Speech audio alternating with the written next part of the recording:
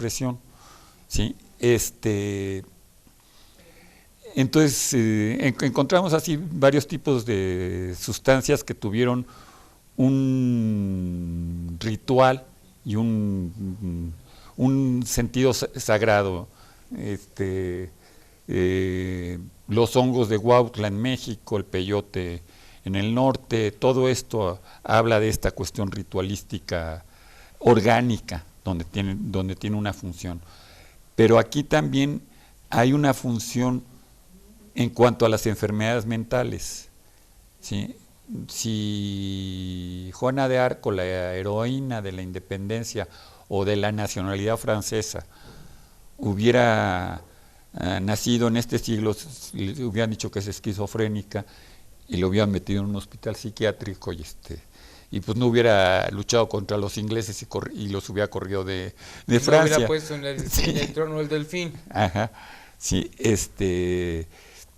ella como una posible enferma mental estaba totalmente integrada y sus alucinaciones, que las podemos considerar así, es decir, es curioso, en la vida de Juana de Arco, y no estoy hablando que se metiera ninguna sustancia, porque no hay ningún testimonio de esto. Juana de Arco para los franceses era una iluminada que podía hablar con los ángeles y con Dios, ¿sí? Y con eso encauzar a los ejércitos franceses a la liberación. Cuando los ingleses la agarran, la queman en la hoguera porque es una bruja que habla, que tiene rituales mágicos, hablando con seres extraños que eran demonios, etcétera, etcétera. Bien, si lo vemos este aspecto de Juana de Arco, pues era una persona que tenía un problema mental, aparentemente. Uh-huh. O sea, si nos metemos al rigor científico, al escuchar voces, no sé si tuvo visiones, pues eso era una esquizofrenia. Ahora bien, estas situaciones también eran producidas en los seres humanos a través de la toma o la ingesta de sustancias. Sí, lo eran y lo es. Es decir, ahorita hay muchos casos de muchachos que por meterse sustancias que podríamos decir duras o por abuso inclusive de la misma marihuana, caen en problemas de esquizofrenia, sobre todo en gentes que van de los 15 a los 20 años, ¿sí? Y se desata una esquizofrenia completamente. Es decir, un episodio psicótico lo puede tener cualquier individuo en la vida y no tener ese problema. Ese estado psicótico se le llama agudo porque puede ser muy fuerte, pero pasajero. Cuando se vuelve crónico ese estado, bueno, ya hay una enfermedad mental. Esto lo encontramos mucho en chicos ahorita, y entonces la maduración del cerebro humano en los hombres, aunque nos creamos muy inteligentes, va de los 15 a los 24 años. En las mujeres llega a los 21 años. Maduran antes las mujeres que los hombres, aunque... Ok, o sea que maduran de los 15 a los 21. Ajá, y nosotros nos prolongamos hasta los 24. 24. No quiere decir que nosotros maduremos más. No. Sino que ellas son más precoces. Nosotros somos más lentos. Sí. Si entran sustancias psicotrópicas en esta edad de maduración, pueden desatar enfermedades mentales, trastornos de esquizofrenia, etcétera, etcétera. ¿Sí? Todo depende de qué sustancia y cuánto se use de estas sustancias. Y esto yo creo que pasaba lo mismo ahorita que hace 3000 años. Es decir, no creo que hayamos evolucionado tanto para que sea un problema actual y que no haya pasado en aquel entonces. ¿Sí? Si pensamos que los hombres viejos, hablábamos antes tú y yo de que entre los aztecas el consumo del pulque era para los sacerdotes o para ancianos. Los ancianos en aquel entonces eran gentes a partir de los 35 años. Híjole. Sí, porque el periodo de vida era muy corto, ¿no? Sí, es decir, ya una gente de 50 años ya era un venerable anciano. Sí. Cuando ahorita están saliendo de la madurez para sí, ahorita la vejez. somos jóvenes. Somos jóvenes. Jesús, es lo que quieres decir. Sí, pero hay una manera de ver las cosas diferentes. ¿Sí? pero la maduración del cerebro es la misma y lo que hacen las sustancias también es lo mismo, ¿sí? Entonces, el parámetro de a lo mejor meterse sustancias en aquel entonces, jóvenes provocaban casos de esquizofrenia, muchos casos de brujería, sobre todo a mujeres acusadas de brujas, sí tienen que ver mucho con el uso de estas sustancias, ¿sí? Y esto es el abuso de estas sustancias, ¿sí? O sea que las antiguas mujeres que se dedicaban a la herbolaria, que hacían un estudio de los efectos que tenían las plantas en el ser humano y que lo manejaban ellas, supongo, a su conveniencia o para un beneficio, vamos a decirle así. Esa gente terminaba en la hoguera, o esa gente terminaba a través del Santo Oficio, como brujas. Sí y no. Es decir, yo creo que la hoguera y estas cosas empezaron a partir del siglo XVII en Europa y no antes, ¿sí? Es decir, es la creación de lo que hoy llamamos modernidad. Sí, hay un excelente libro que se llama Crimen y Castigo de Foucault, que se lo recomiendo, que es cómo nuestra sociedad se pone a hacer castigo a todas las cosas, ¿sí? En aquel entonces el enfermo mental o se le encontraba cualidades sobrenaturales, o era el loquito del pueblo y nadie lo pelaba, ¿sí? O sea, estaba integrado a la comunidad, no había un rechazo así. Ahorita queremos a todos encasillarlos y meterlos en diferentes lados, ¿sí? Entonces ahí es lo peligroso de hablar de estas cosas, ¿sí?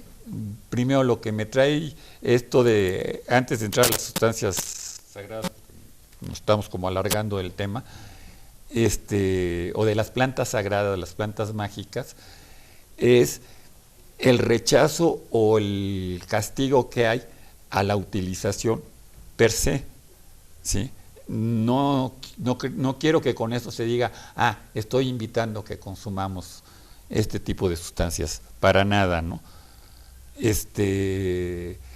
Platicando con la hermana de un paciente bipolar, que este cuate bebe, no es alcohólico, pero ha tenido eventos de beber cuando entra en crisis psicóticas. Me decía, es que este cuate no quiere dejar de beber. Y le digo, ¿qué es esto de beber? No, pues se toma una copa de vino el domingo en la comida, ¿sí? Y por eso lo van a meter en un anexo, o sea, porque se toma una copa de vino, ¿sí? Pero es que no debe de beber nada, ¿no? ¿Sí? ¿O usted cree que le hace bien beber? No, pues a nadie nos hace bien beber, ¿no? O sea, ni a él, ni a usted, ni a mí. Entonces, deje de beber usted en lugar de estar viendo que no beba a su pariente, ¿no? Sí, lo estigmatizamos mucho, ¿sí? Yo quisiera tener un juicio más orgánico de esto y más funcional, ¿sí? Y esto nos lleva a otro punto. No creo que ninguno de los presentes aquí en el salón, ni de los que ni de nuestros tres asiduos seguidores por internet, tengamos costumbres y tengamos conductas totalmente sanas. Todos tenemos nuestras manías y nuestras mañas, ¿sí?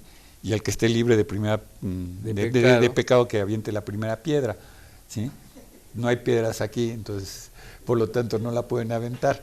No, o sea, lo real es si nosotros vemos todas nuestras costumbres, nuestra neurosis tengo un amigo que no bebe una gota de alcohol, no fuma, no usa ningún tipo de drogas.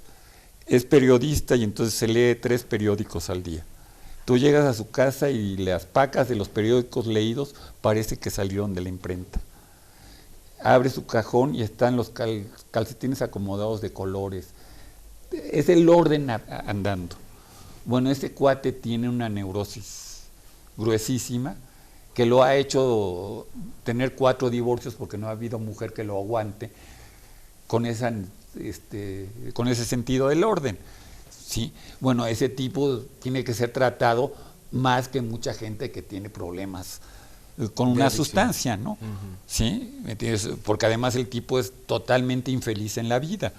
Sí, o sea, yo creo que de lo que se trata en esta vida, y parafraseando a Alcohólicos Anónimos en su primer paso, es ser útil y feliz. Sí, o sea, ser útil para los demás y para mí mismo, y feliz con los demás y conmigo mismo. Creo que de eso se trata la vida, ¿no?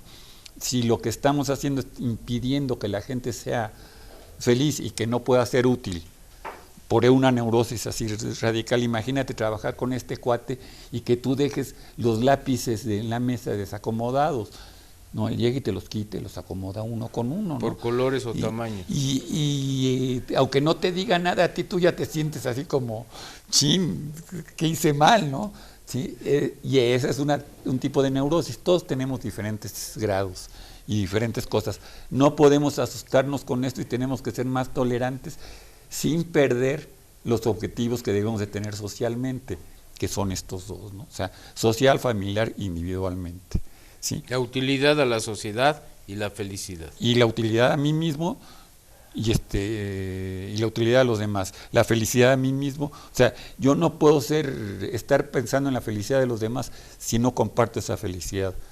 Yo soy feliz viendo a mis nietas sonreír y estar felices. Yo también soy feliz con ellas. Somos felices, ¿no? Así es. ¿Me explico? Retrotrayéndonos en el tiempo de nueva cuenta. Ya vimos que la ingesta o el consumo de una serie de sustancias tenían un valor místico, un valor religioso, que una parte de la sociedad, en el caso de los náhuatl, eran los sacerdotes los que tenían acceso a alguna sustancia. El caso del octli, del pulque, eran sacerdotes que les servía para tener contacto con la deidad o las deidades, como haya sido, y los ancianos que pues ya no eran sujetos pues ya estaban terminando su vida. ¿Qué pasaba con los jóvenes? A ver, como nunca te contesto lo que me preguntas porque se me hace muy sano, voy un poquito antes. Ya cuando hablamos de sacerdotes y de todo esto estamos haciendo clases sociales, es decir, hay una división de clases. En los pueblos originales está muy de moda el concepto de chamán. El chamán no es un sacerdote. El chamán no tiene ningún poder sobre la comunidad. Es decir, no tiene ningún poder privilegio. Político. No tiene ningún poder político y no tiene ninguna situación de privilegio. Sin embargo, tiene una función muy específica.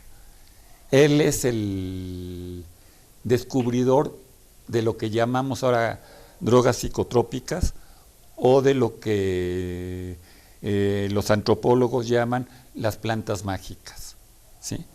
En el Perú la hoja de coca, que no tiene nada que ver con la cocaína, es decir, y aquí viene otra vez, ¿por qué hago tanto énfasis en esto? Porque en una sociedad orgánica no hay necesidad de esta droga, de estas drogas, ¿sí? O de la droga en sí mismo. La misma comunidad absorbe, ¿sí? Y tendrá sus aquelarres, como las fiestas dionisíacas, pero ahí todos se divierten, ¿no? O como era el fin del siglo, es decir, cada 52 años en la cultura tenochca. En la cultura tenochca, en la cultura mesoamericana, en todas las culturas mesoamericanas, como el calendario lunar y el azteca y el solar se estaban desfasando, había unos cuantos días perdidos. Tenemos cada año nuestros 5 días perdidos en el calendario, pero aquí había un periodo mayor para ajustarlo, y era el fin del siglo. Y en ese momento, esos 52 años, venía el que se acababan las clases sociales y volvía a empezar todo de nuevo. Bueno, ahí eran formas orgánicas de quitar con la injusticia social que hoy mismo vivimos, ¿sí? Y ahí las plantas sagradas tienen mucho que ver, ¿sí? Eran reguladores completos. En síntesis, los chamanes tenían muy poco que ver con la organización política de la sociedad, pero sí tenían mucho que ver con estas plantas sagradas y con estos viajes. De la siguiente vez, porque ya estamos por terminar, podemos hablar de cómo son los viajes iniciáticos para nosotros. Para ellos es, en los pueblos huicholes, un cambio de la adolescencia a la adultez, cuando llevan a los chavos a comer peyote, ¿sí? Es todo un viaje bien interesante en ese sentido, ¿sí? Y ninguno de ellos se vuelve adicto. Es decir, regresan y ninguno dice, pues yo me quedo mejor acá comiendo peyote. Todos regresan, ¿no? Esto no quiere decir que haya unos cuantos que sí tienen un problema orgánico, y eso ya lo vimos en un principio. Sí. ¿Sí? Entonces, bueno, por ahí es por donde yo lo vería, esto de las plantas mágicas. En todos los pueblos del mundo no es lo mismo el opio que usaban los chinos en el siglo III antes de Cristo que el de la guerra del opio en el siglo XVIII.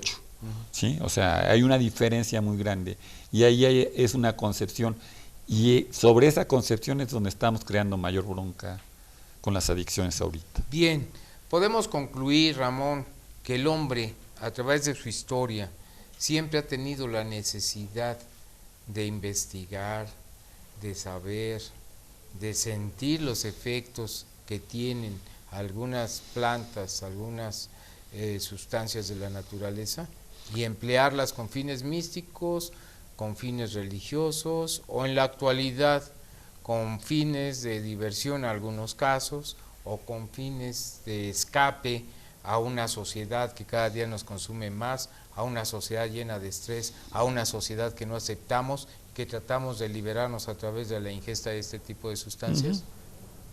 Sí. ¿Me pasas la hojita?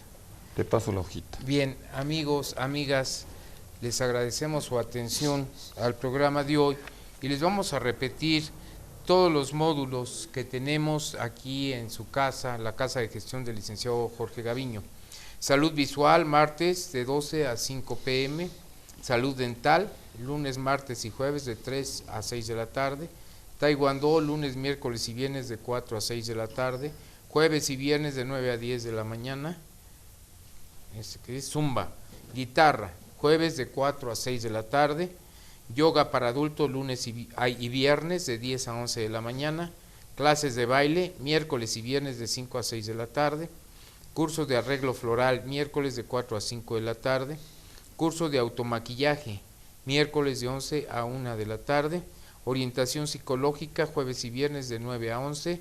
Asesoría en materia de inmuebles, previa cita a los teléfonos 6386-7630 y asesoría jurídica, orientación y gestiones ciudadanas de lunes a viernes de 10 de la mañana a 7 de la noche. Los esperamos que nos acompañen en el próximo programa. Les agradecemos su atención. Muchas gracias.